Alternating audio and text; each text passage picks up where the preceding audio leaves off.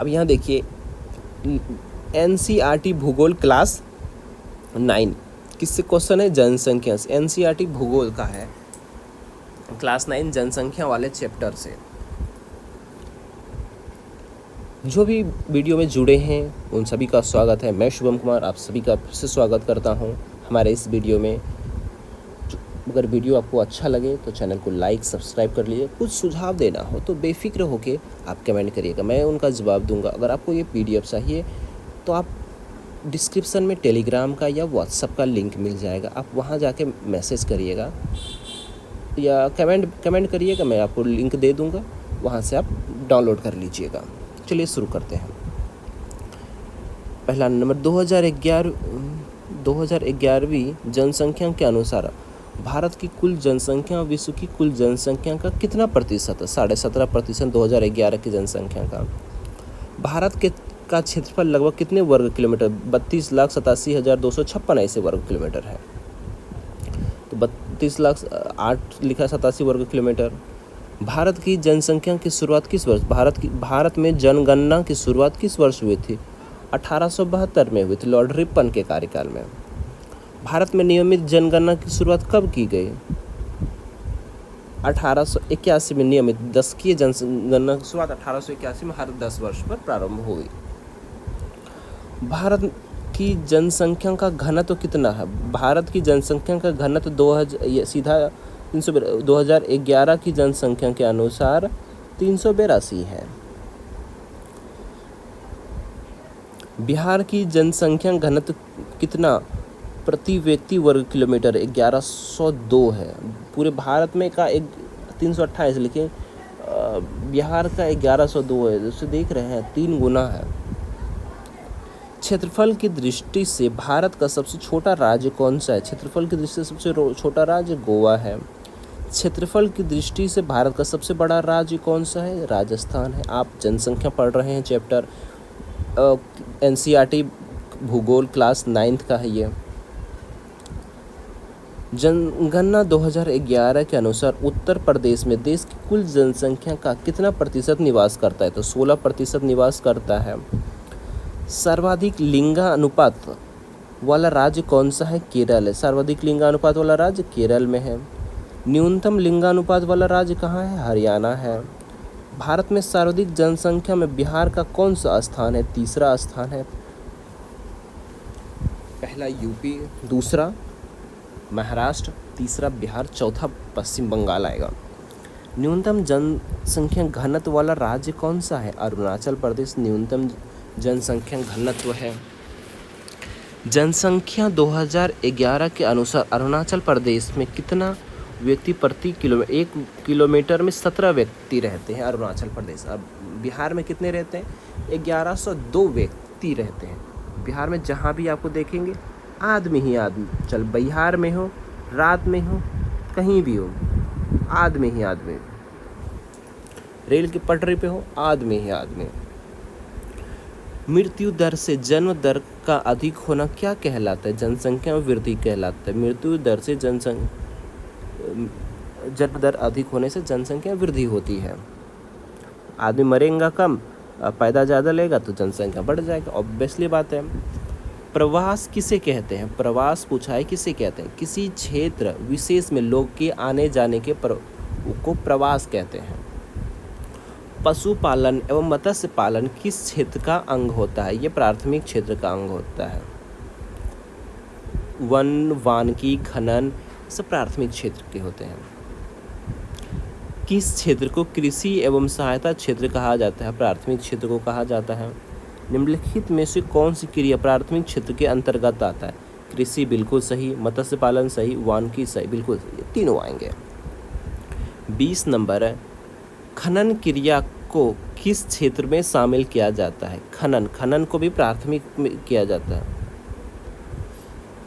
आर्थिक क्रियाकलापों के अंतर्गत द्वितीय क्षेत्र में सम्मिलित क्या होता है? द्वितीय क्षेत्र में विनिर्माण को जो निर्माण करते हैं उनको सम्मिलित किया जाता है।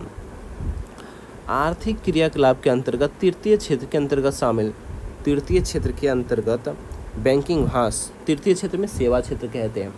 शिक्षा, हाँ शिक्षा भी एक सेवा है। स्वास्थ्य का ये भी सेवा है। संचार ये भी सेवा है। ये चारों आ जाएंगे तीसरे सेक्टर में। भारत के किस राज्य में शिशु मृत्यु दर न्यूनतम है? शिशु मृत्यु दर न्यूनतम है केरल में। इस शिशु मृत्यु दर उन बच्चों की संख्या बताती है जो किसी वर्ष में पैदा हुए 1000 जीवित बच्चों में से 1 वर्ष की आयु से पहले मरने वाले बच्चों को शिशु मृत्यु दर कहते हैं। भारत में सबसे कम जनसंख्या वाला राज्य कौन सा है? सबसे कम जनसंख्या वाला राज्य कौन सा है? सिक्किम है, सबसे कम जनसंख्या है। 2011 की जनगणना के अनुसार भारत की कुल जनसंख्या कितनी थी? 121 करोड़। अभी वर्तमान में भारत की जनसंख्या कितना है? 141 करोड़ है, जो दुनिया की सबसे पहली जनसंख्या है। दूसरे नंबर पर चीन आती है। अब जनगणना 2011 के अनुसार देश के कुल जनसंख्या में नगरीय जनसंख्या कितना प्रतिशत? नगर के जो शहर में रहते हैं उनका कितना प्रतिशत है? 31.2% लोग भारत में जो है वो शहर में रहते हैं, यानी लगभग 70% लोग गांव में निवास करते हैं। लिंग अनुपात के संबंध में निम्न में कौन सा कथन सत्य है? प्रति 1000 पुरुषों पर महिलाओं की संख्या बिल्कुल सही है। निम्न में से कौन सा घटक जनसंख्या वृद्धि के लिए उत्तरदायी है? जन्म दर, जन्म ज़्यादा होंगे तो जनसंख्या बढ़ेगी।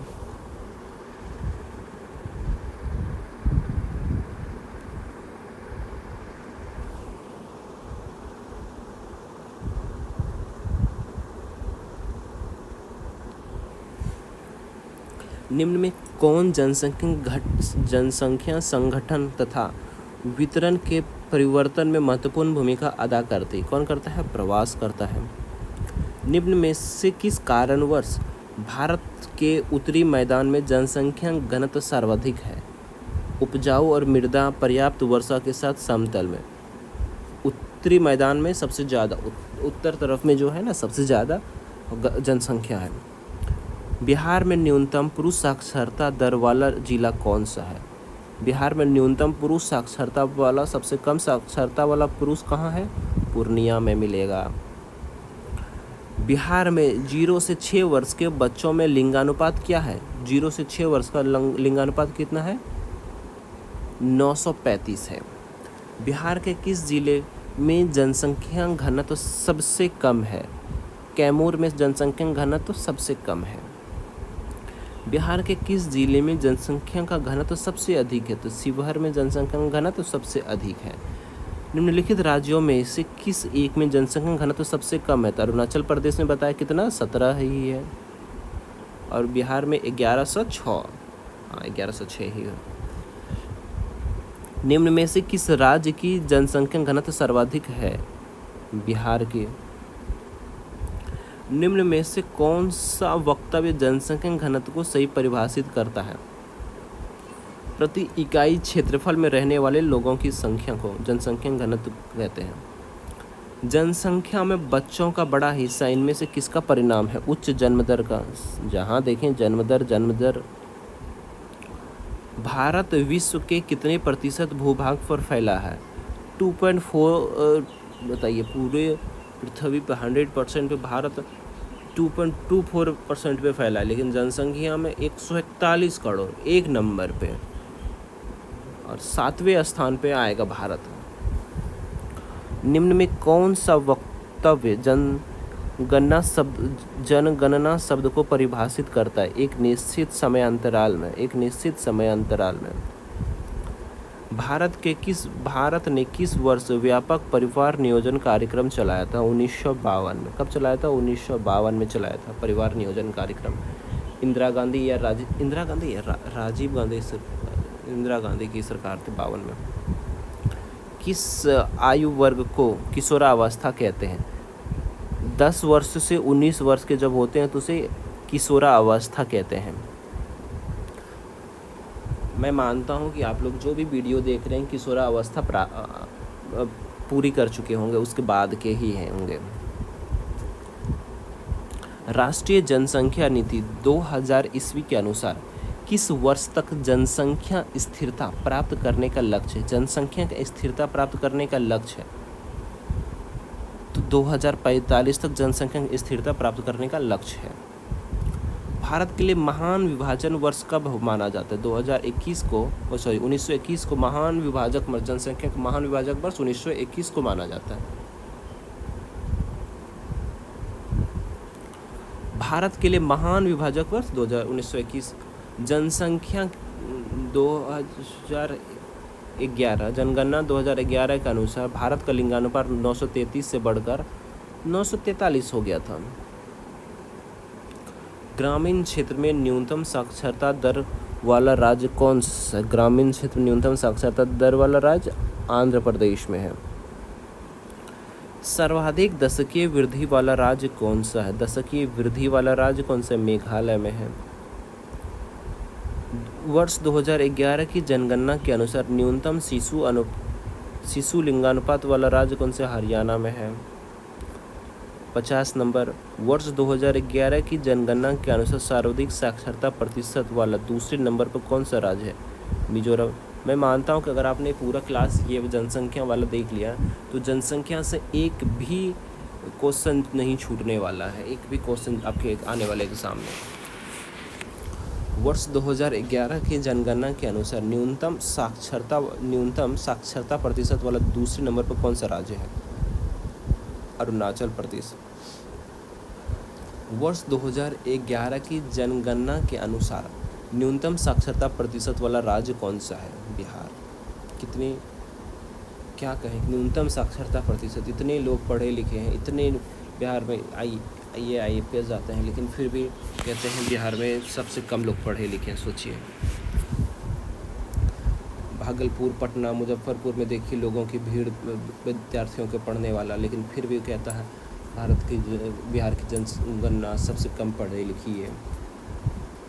वर्ष 2011 की जनगणना के अनुसार सर्वाधिक पुरुष साक्षरता प्रतिशत वाला राज्य कौन सा है? सबसे ज़्यादा पढ़े लिखे केरल में है।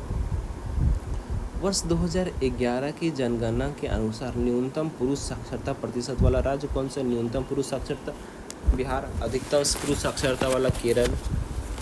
वर्ष 2011 की जनगणना के अनुसार सर्वाधिक ग्रामीण जनसंख्या प्रतिशत वाला राज्य कौन सा है? हिमाचल प्रदेश है। हिमाचल प्रदेश में सबसे ज़्यादा ग्रामीण जनसंख्या है। वर्ष 2011 की जनगणना के अनुसार सर्वाधिक नगरीय जनसंख्या प्रतिशत वाला राज्य कौन सा है? गोवा का है। सर्वाधिक नगरीय जनसंख्या वाले राज्यों में सबसे ऊपर 2011 की जनसंख्या के अनुसार कौन सा राष्ट्र है? नगर में, जो शहर में सबसे ज़्यादा, महाराष्ट्र के लोग सबसे ज़्यादा शहर में रहते हैं। न्यूनतम नगरीय जनसंख्या वाला राज्य कौन सा है? तो सिक्किम है। सर्वाधिक पुरुष साक्षरता वाला केंद्र शासित प्रदेश लक्षद्वीप है। सर्वाधिक पुरुष साक्षरता वाला केंद्र शासित प्रदेश लक्षद्वीप। सर्वाधिक साक्षरता वाला केंद्र शासित प्रदेश में भी लक्षद्वीप आएगा। न्यूनतम जनघनत्व वाला केंद्र शासित प्रदेश को, न्यूनतम सबसे ज़्यादा न्यूनतम जनघनत्व केंद्र शासित प्रदेश अंडमान निकोबार। और ऐसा कौन सा है जनसंख्या प्रतिशत?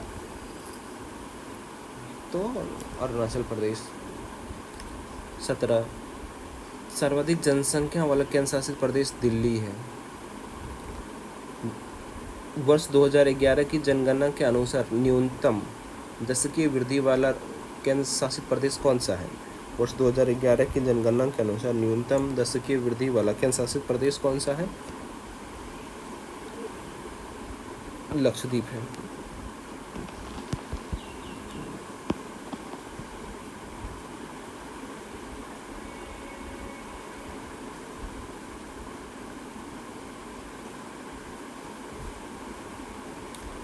वर्ष 2011 की जनगणना के अनुसार सर्वाधिक जनघनत्व वाला केंद्र शासित प्रदेश कौन है? दिल्ली है।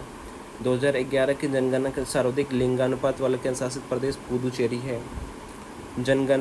2011 की जनगणना के अनुसार न्यूनतम लिंगानुपात वाला केंद्र शासित प्रदेश कौन है? दमन एवं द्वीप है। 2011 की जनगणना के अनुसार सर्वाधिक शिशु 0 से 6 वर्ष वाले लिंगानुपात वाला केंद्र शासित प्रदेश कौन सा है? अंडमान एवं निकोबार द्वीप समूह है। 2011 के जनगणना के अनुसार शिशु लिंगानुपात वाले केंद्र शासित प्रदेश कौन है? दिल्ली है। भारत में सर्वाधिक जनसंख्या वाले राज्य में दूसरे स्थान पर कौन सा है? तो महाराष्ट्र आता है। भारत में न्यूनतम जनसंख्या वाले राज्य में दूसरे स्थान पर कौन सा आता है? मिजोरम आता है। न्यूनतम में, वो अधिकतम महाराष्ट्र था। जनसंख्या की दृष्टि से सबसे छोटा केंद्र शासित प्रदेश कौन सा है? लक्षद्वीप है। सर्वाधिक महिला साक्षरता वाला केंद्र शासित प्रदेश भी कौन सा है? लक्षद्वीप। महिला हो या पुरुष पूछे सर्वाधिक में केंद्र शासित प्रदेश, तो लक्षद्वीप ही आएगा। जनगणना 2011 के अनुसार शिशु लिंगानुपात 0 से 6 वर्ष 927 से घटकर कितना हो गया? 918 हो गया था। शहरी क्षेत्र में न्यूनतम साक्षरता वाला राज्य कौन सा है? उत्तर प्रदेश है। जनगणना कितने वर्ष में एक बार की जाती है? 10 वर्ष में एक बार की जाती है। जनसंख्या घनत्व का अर्थ प्रति वर्ग किलोमीटर में रहने वाले व्यक्तियों की संख्या। निम्नलिखित राज्य में से किस राज्य की ग्रामीण जनसंख्या प्रतिशत सर्वाधिक है? बिहार में है। 2011 की जनगणना के अनुसार देश की साक्षरता दर कितना प्रतिशत था? 73% लोग भारत में पढ़ते थे। 73 यानी लगभग 27% अब भी नहीं पढ़ते हैं। 100 में से 27 लोग अभी भी नहीं पढ़ते हैं। 2011 की जनगणना के अनुसार देश के पुरुष की साक्षरता दर कितना प्रतिशत है? पुरुष 80, लगभग 81 पुरुष पढ़ते हैं। 100 में से 81 पुरुष पढ़ते हैं। के अनुसार महिला साक्षरता दर कितना है? 64, लगभग 65 महिलाएं पढ़ती हैं। 35 महिलाएं अभी भी नहीं पढ़ती हैं। केरल में प्रति 1000 पुरुषों पर महिलाओं की संख्या कितना? 1000 पर केरल में 84 महिलाएं ज़्यादा हैं। वहाँ तो एक महिलाओं को 2 शादी करना पड़ता होगा। सॉरी, मजाक से। दिल्ली में प्रति 1000 पर महिलाओं की संख्या कितनी है? 886। लेकिन महिलाओं में कम है, तो दिल्ली से लोगों को जाना पड़ता होगा ये शादी करने के लिए। मृत्यु दर जो 1951 में प्रति 1025 थी, 2011 में घटकर कितना हो गया? 7.2 रह गई। मृत्यु दर घट गया। पहले 1951 में 100 में से नहीं, 1000 में से 25 मर जाते थे। अब 1000 में से सिर्फ 7 मरते हैं। चूँकि और भी कम हो जाने चाहिए, तो मृत्यु दर बिल्कुल कम ही हो जाना चाहिए। 2011 की जनगणना के अनुसार साक्षर व्यक्ति वह है जो उसकी उम्र 7 वर्ष तथा उससे 7 वर्ष का है तथा वह किसी भी भाषा को समझ के साथ पढ़ लिख सकता है, उसे साक्षर कहते हैं। निम्नलिखित में से किस देश की जनसंख्या घनत्व भारत से अधिक है? जनसंख्या घनत्व बांग्लादेश की सबसे ज़्यादा, भारत से ज़्यादा है।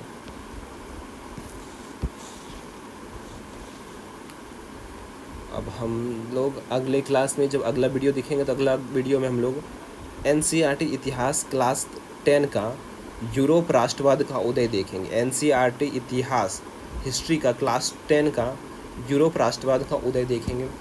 तो चैनल को सब्सक्राइब कर लें। जिस समय मैं ये वाला वीडियो अपलोड करूँ आपको दिख जाएगा। मेरा टॉपिक में जाए, प्लेलिस्ट में आपको NCERT प्लेलिस्ट का नाम दिखने को मिलेगा। NCERT लिखा रहेगा, आप उस पर क्लिक करें, आपको वीडियो मिल जाएगा। मिलते हैं अगले वीडियो में। आपका दिन शुभ हो, आप अच्छे से पढ़ाई करें। अगर आपको PDF चाहिए तो कमेंट करिएगा, मैं आपको ये PDF प्रोवाइड करा दूँगा। जय हिंद, जय भारत।